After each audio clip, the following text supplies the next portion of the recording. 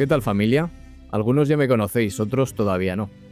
Durante años estuve publicando en Twitter ideas que no eran solo opiniones, eran verdades que muchos sentían, pero que casi nadie se atrevía a decir. Así nació Capitán Bitcoin, una cuenta anónima que sin esperarlo superó el 500.000 de seguidores. Y entonces pasó algo que me cambió la vida. Me expusieron la identidad, filtraron mis datos, mi trabajo, mi WhatsApp, atacaron a mi familia, a mi padre. Me señalaron miembros del gobierno de España, el ministro Óscar Puente, el dueño de Facua, la subdirectora de La Vanguardia. Mi caso salió incluso en Horizonte. Y ayer mismo me contactó un periodista del País. El caso es que muchos querían silenciar esa voz anónima. Querían que desapareciera ese avatar. Y al principio lo consiguieron. Borré el historial, cerré la cuenta y estuve seguro de que lo mejor era dejarlo estar. Porque en un país como España, con tanto sectarismo, ser crítico sale caro. Pero con los días empecé a entender muchas cosas. Se armó un revuelo enorme por una cuenta que yo pensaba que no era nada. Y ahí lo vi claro. Me estaban obligando a dar la cara, a abrir una nueva etapa, a hablar más claro. Al final callarme hubiera sido legitimar el miedo por pensar diferente. Y entonces pasó algo que me voló la cabeza. Bueno, en los orígenes yo lo que tenía es una cuenta que utilizaba para informarme de las cosas, sobre todo del mundo cripto, de Bitcoin, que era una tecnología, la blockchain que estaba surgiendo en ese momento.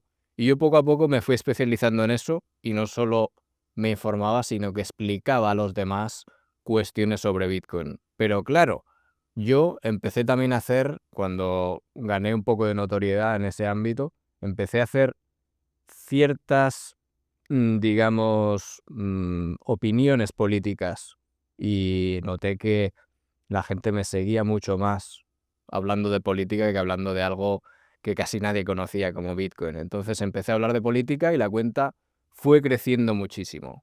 Así empezó todo. Bueno, digamos que yo en todo momento era anónimo y eso te da, por un lado, mucha libertad para decir lo que quieres y por otro molesta porque no sabes a quién atacar. Si tú atacas a un avatar, yo era un avatar, pues puedes atacarlo, pero realmente no estás haciendo nada, no puedes meterte conmigo. Entonces sí, ese fue el punto clave en el que yo, mediante el anonimato, hablaba de lo que quería con total libertad. Y eso para mí era una defensa, ¿no? Bueno, en cierto momento lo que ocurre es que a mí me desvelan la identidad. Era una cuenta que ya tenía más de 500.000 de personas siguiéndome. Y eso es molesto porque yo estaba cuestionando narrativas oficiales, yo estaba haciendo dudar a la gente, yo estaba generando polémica. De alguna forma eso molestaba, sobre todo a donde yo más enfocaba la crítica, ¿no? Que era pues ciertos sectores de la extrema izquierda o del gobierno. Y eso al final derivó en una investigación. Se me investiga para descubrir mi identidad más allá del avatar. Y esto genera, pues, todo lo que ya sabemos, ¿no? Bueno, lo primero que hay que decir es que a mí se me ataca, pero con una investigación que es bastante oscura. Yo no sé realmente las personas que hay detrás, solo sé que hay una especie de panfleto que se llama Diario Red, que parece ser que dirige Pablo Iglesias, y a partir de ahí lo que ocurre es que hay personas que empiezan a investigarme y revelan mi identidad. Entonces, lo que se llama doxeo, ¿no? Te revelo la identidad, ¿para qué? Pues para que te cagues encima. Quiero decir, para que tú no puedas escudarte en un avatar para ser libre y para decir lo que piensas. Cuando ya es tu persona la que dice las cosas, yo te puedo atacar. Te puedo atacar y te puedo mandar a Hacienda, te puedo destruir la imagen. Tú sabes que hay etiquetas, ¿no? Que te ponen. Eres antivacunas, hostia, es un tío antivacunas. Eres conspiranoico, hostia. Eres negacionista, que está negando algo, ¿no? Algo del holocausto, ¿no? Bueno, del cambio climático ahora, ¿no? Entonces, toda esa serie de etiquetas sirven para desacreditar a una persona. Se están poniendo de moda, ¿por qué? Porque la libertad de expresión está cayendo. Cuando cae la libertad de expresión, pues de alguna forma se relaciona con esto, ¿no? Porque tú no eres libre para decir lo que piensas, hay una presión social, un puritanismo en el que tú, de alguna forma, pues no puede ser totalmente libre, eso es lo que pasa. Racista, fascista, negacionista, facha, antivacunas, conspiranoico, todos son etiquetas para limitar el debate, limitar los ataques a ciertas narrativas que interesan al poder. Eso por un lado. Por otro lado, ¿qué ocurre con la persona a la que atacan? Que ponen todas estas etiquetas. Esa persona pasa a ser una especie de apestado. Tú no quieres relacionarte con una persona que es malvada, ¿no? Que tiene toda esa serie de planteamientos. Entonces, lo que yo pretendía era abrir debate y decir que las narrativas que impone la oficialidad no tienen por qué ser las verdaderas. Puede que la verdad esté en otro punto. Simplemente abrir el debate. Esto, a nivel personal, obviamente, te afecta, porque tu entorno empieza a dudar de la imagen que tenía de ti.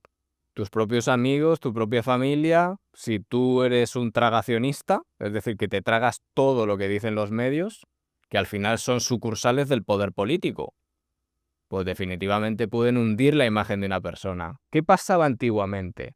Antiguamente, si tú tenías un altavoz público en una plaza pública, imagínate, yo empiezo a hablarle en la plaza del pueblo en la Edad Media a la gente sobre lo malo que es el rey. Pues no duraría ni 10 minutos en venir 4 guerreros, me llevarían a la mazmorra y de allí no saldría, ¿no? Cuando las sociedades evolucionan, hay un Estado de Derecho y se cubren un poco los derechos del individuo. Hay muchas otras formas, hay un abanico muy grande de cosas que el poder puede hacer para destruirte. Una de ellas es, por ejemplo, atacar tu hacienda. ¿Qué pasa en la película de Gladiator?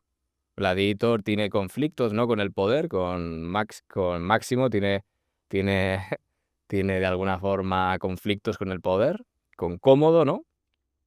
Cómodo, ¿qué hace? Arrasar con su hacienda, matar a su familia y hasta luego. Él se queda pues en la indigencia prácticamente, ¿no? Esa es otra forma. Te ataco la hacienda, ataco puntos alrededor de ti y ¿ahora qué pasa? Ahora tampoco puede hacer eso de una forma tan frontal, aunque también puede, ¿no? Y conocemos casos, pero sí que puede atacar tu imagen.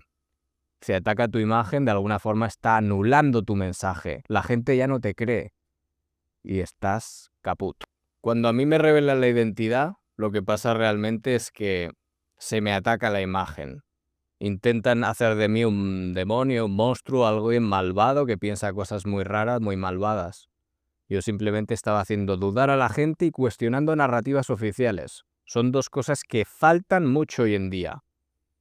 A partir de ahí, obviamente, conozco el poder en España, que estamos, pues, en la fina línea entre dictadura y democracia, ¿no? Pero cada vez más decantados a la dictadura.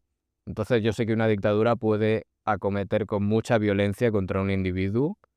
Hacienda, sabemos que ha investigado a gente simplemente porque es enemiga del poder y ha hecho otras cosas peores, ¿no? Ha hecho incluso cosas peores durante la democracia.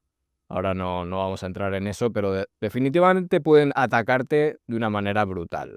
Y eso, pues yo sabía perfectamente que no quería correr esos riesgos y cerré la cuenta. Esa fue mi forma de protegerme ante lo que creía una embestida que no tenía razón de ser.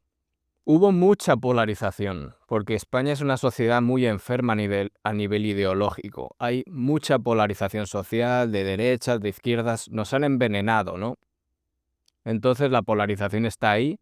Si tú te posicionas, hay gente que te odia y que te quiere muerto, y hay gente que empieza a seguir tu discurso e incluso te aprecia, ¿no? Incluso te ama. Yo he recibido en las últimas semanas pues mensajes de amor y de odio. Yo desde hace tiempo, ya sabes, en 2021 escribí un libro que se llama Disidencia Defensiva, que es un libro en el que yo, de alguna forma, intento mostrar salidas, intento mostrar defensas frente a lo que creo que viene. ¿Qué creo que viene? Creo que viene una crisis gorda en 2026. Ese es mi planteamiento. La economía va realmente mal, hay desequilibrios brutales y creo que la cosa solo puede ir a peor. Y frente a eso, el individuo tiene que protegerse a sí mismo, tiene que proteger a su familia y en la medida de lo posible luego proteger a su entorno y a su nación. Creo que eso es lo que debe hacer una persona. ¿Cuál es la forma que yo pienso que puedo ayudar a los demás desde esta posición en la que estoy? Pues creo que puedo mostrar salidas desde la parte de la movilidad social. Quiero decir, a partir de 2026 la gente ahora está adormecida y creo que no se entera bien de lo que está pasando, ¿no? Tras bambalinas. Pero creo que en el futuro va a ser tan evidente que muchísima gente va a salir del país. Ahora todo el mundo se cree que, mira, soy funcionario y los próximos 25 años voy a ser funcionario, después cobraré la pensión, etc. Soy pensionista y después, pues tendremos ahí 20 o 30 años hasta que me muera de pensión y será una pensión adecuada, etc. Tendemos a prolongar lo que estamos viviendo sin ningún punto de quiebre. Y el punto de quiebre va a llegar, y yo lo sé. Y frente a ese punto de quiebre a lo mejor es incipiente y la gente no lo entiende, pero pronto entenderá la aventura en la que yo estoy embarcado, que es descubrir países que ofrecen libertad y que ofrecen refugio a gente joven que se tenga que ir, a familias incluso que se tengan que ir y a todo tipo de perfiles. Estoy emprendiendo un viaje de lo que yo considero que es el mapa de la libertad y estoy buscando un lugar o varios lugares, porque puedes tener un plan B y puedes tener también un plan C en el que tú residas en un futuro. Si va mal tu país, si tu país ya es tan asfixiante que no te deja prosperar y proyectar futuro, tú tienes no solo el derecho, sino el deber en muchas ocasiones de irte de allí y establecer una nueva base. Y hay lugares que están incluso muy fuera del radar para ciertos perfiles que están dando muchísima más libertad que Europa. Paradójicamente, Europa era antiguamente en un lugar de prosperidad, era un lugar en el que podías progresar muchísimo, ¿no? Ahora eso estamos viendo que está retrocediendo y se abre otro mapa.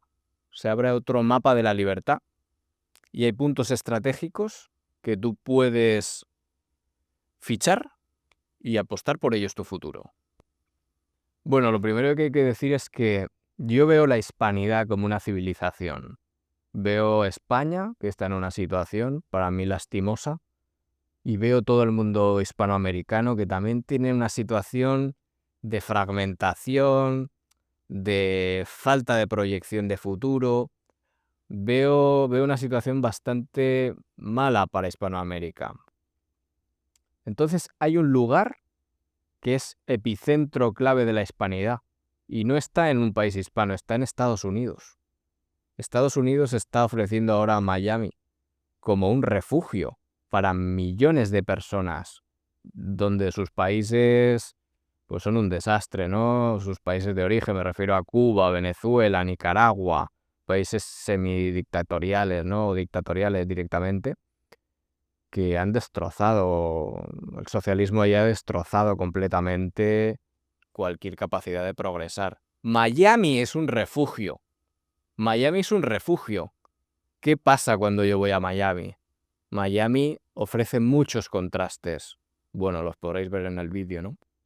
Hay que entender, digamos, el vídeo, ¿no? El vídeo, digamos, que se enfoca en una persona que quiere ir a Miami. Miami ofrece muchos contrastes. Uno es la riqueza extrema.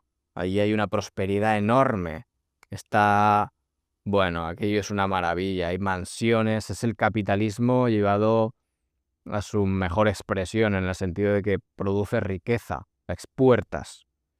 Pero también hay una parte de pobreza que no se puede eludir y también existe.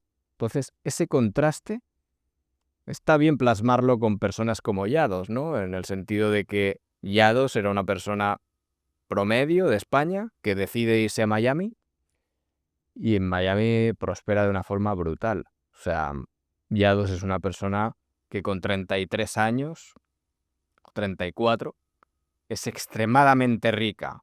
¿Qué pasa en esa persona para conseguir esos niveles de riqueza? ¿Qué ha ocurrido ahí? A mí me interesaba ese fenómeno. Le escribí, igual que escribí a muchas otras personas, pero en el plazo de días que yo estaba allí, pues no pude acordar con tantas, ¿no? Porque la gente tiene cosas que hacer, ¿no? Entonces, Yados se concertó la entrevista rápidamente y pude hacérsela. Y quise mostrar ese fenómeno, sencillamente. Yados tiene un perfil muy agresivo y es su marketing, es su forma de hacer negocio, pero en el cara a cara a mí personalmente no me parecía mala persona. Me pareció que estaba impulsando valores que ahora mismo están bastante en capa caída, ¿no? Como la disciplina, como el centrarse en uno mismo, como, bueno, la familia, Dios. Bueno, son cosas que ahí están en Yados. Pero a mí, como te digo, me interesaba más la parte de dar el contraste de riqueza y pobreza en Miami, porque yo estaba en Miami y quería explorar Miami. Bueno, después de Miami llega El Salvador. Salvador es un país muy desconocido a día de hoy. Tenemos un ataque brutal hacia El Salvador porque ha tomado una serie de medidas en cuanto a seguridad nacional muy importantes, que era que el país estaba secuestrado por decenas de miles de pandilleros. Y esto lo que ocurre es que se genera muchísima polémica en medios, hay como un ataque desmesurado hacia El Salvador. Y yo quería descubrir la verdad, una vez más, porque los medios, está claro que yo lo he experimentado en mí mismo, que son mentirosos, son sucursales del poder político. Si deciden atacar a alguien, pues están dispuestos a hacerlo. Son lo más inmoral que hay. Son uno de los cánceres a nivel social que hay, los medios de comunicación tradicionales. Y quería descubrir la verdad y exponerla al mundo más allá de lo que digan los medios. Por otro lado, también tiene una cosa muy peculiar, que es que tiene una serie de ventajas a nivel de visados. Si ganas más de 1.460 euros, tienes visado de 2 años. Es algo muy ventajoso y tienes zonas realmente preciosas en las que puedes desarrollar tu vida una vez con las malas eliminadas. Bueno, yo soy una persona que tiene cierta influencia en redes. Tampoco es brutal la influencia que tengo, pero tampoco es pequeña. Entonces, yo simplemente estoy en el país para descubrir la verdad. Y eso sí que me abre puertas, porque yo creo que el país quiere exponer la verdad, necesita exponer la verdad.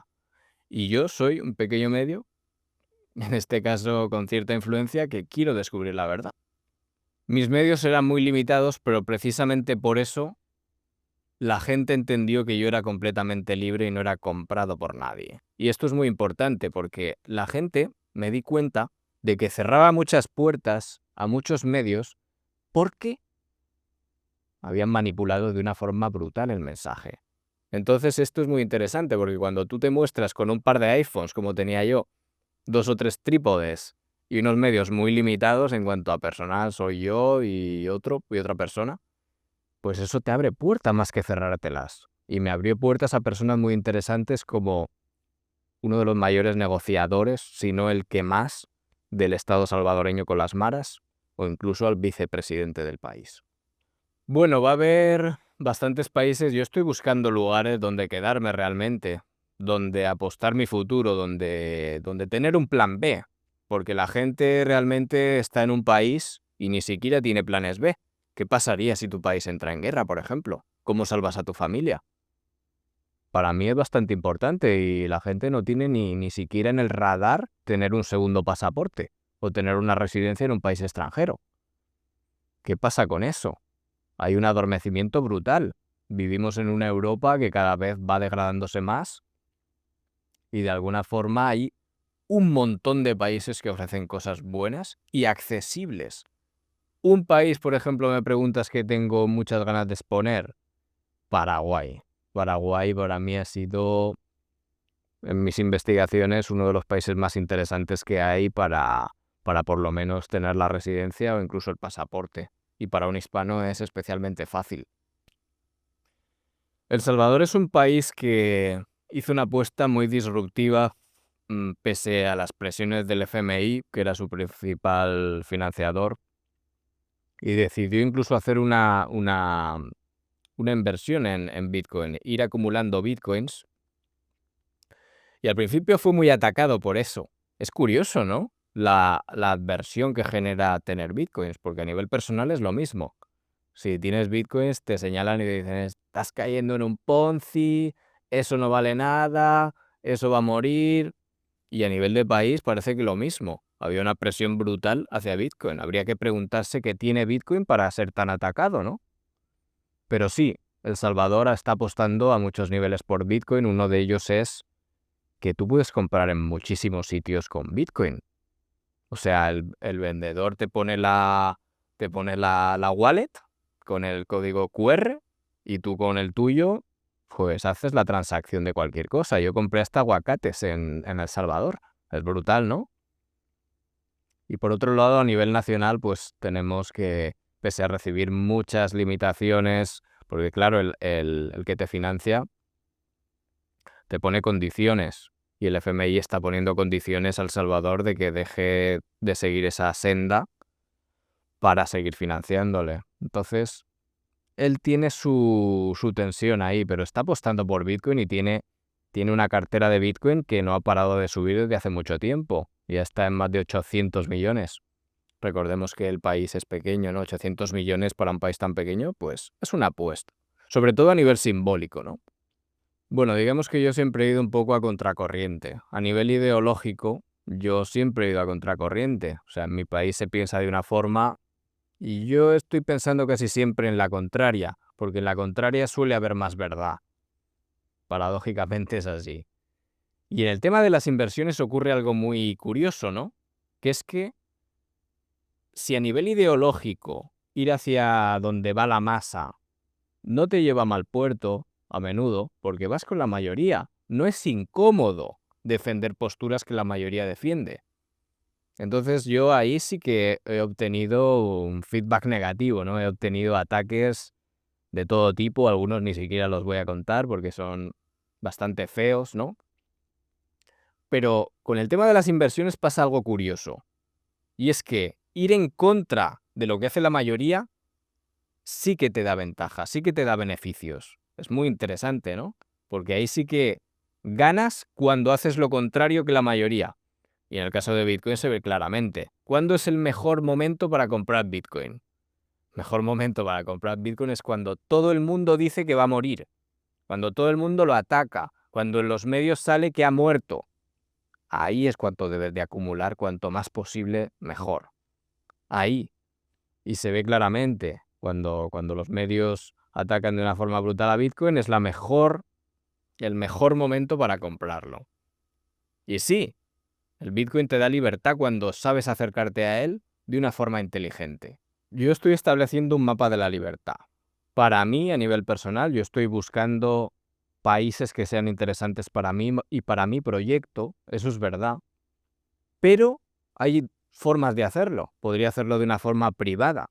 Decir, bueno, estos son viajes que yo quiero hacer y son para mí, yo no los voy a mostrar.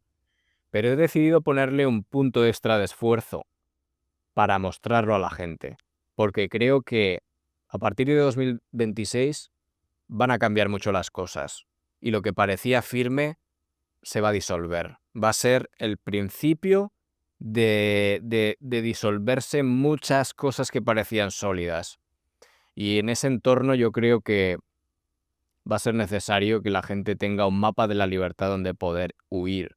Porque creo que Francia, Alemania, Inglaterra, los típicos países que funcionaban habitualmente de refugio para el típico español, no van a ser refugio por una serie de cuestiones que no vamos a desarrollar ahora, pero cualquiera puede intuir por dónde voy.